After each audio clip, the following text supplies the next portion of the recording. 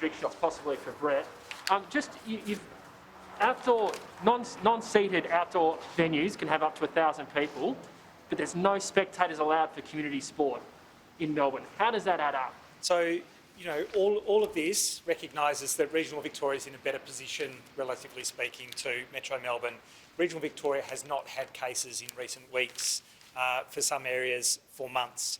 Metro Melbourne has had cases today and really most days in the last few weeks, with new exposure sites being generated, with new cases coming forward who were not aware that they were cases, who were infectious out in the community. Having a large gathering with strangers coming together poses a risk, while that is still the epidemiological situation in Metro Melbourne. But I'm talking about this is Melbourne. You're allowing outdoor venues of no more than 1,000 per space, but no spectators at community sport. I mean, you're not going to have more than 200 people at some community sports games. We are trying to allow community sport to go ahead with the minimum number of people attending as possible. So the sport can go ahead for all of the benefits of sport, but to have a discretionary element of spectators is not the point that we're at in Metro Melbourne now with the current epidemiology, and for all the reasons I've just said. And why the special rules for COVID testing to go to the ski fields? And how far, is it just the mountains, or is it communities like Bright around it?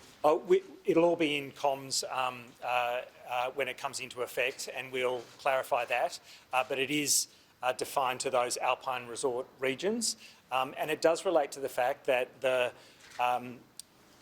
industry has to be protected. We need to make sure that there are no cases that go up on the mountain, even though the number in Metro Melbourne may well be tiny. A single case who's infectious up on the mountain would be a potential super spreading event. It's essentially how it spread across Europe in March of last year.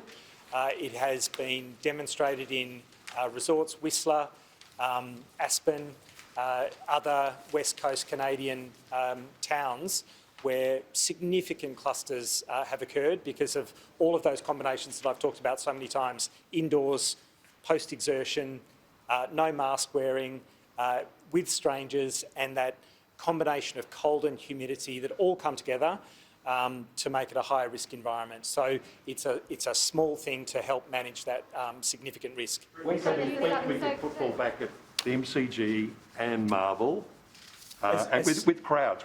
As soon as possible is the short answer. As soon as possible. I still don't know what tomorrow will bring, what the next day will bring. We are clearly looking to make changes on a week-by-week basis. We will look to the end of next week for those very reasons.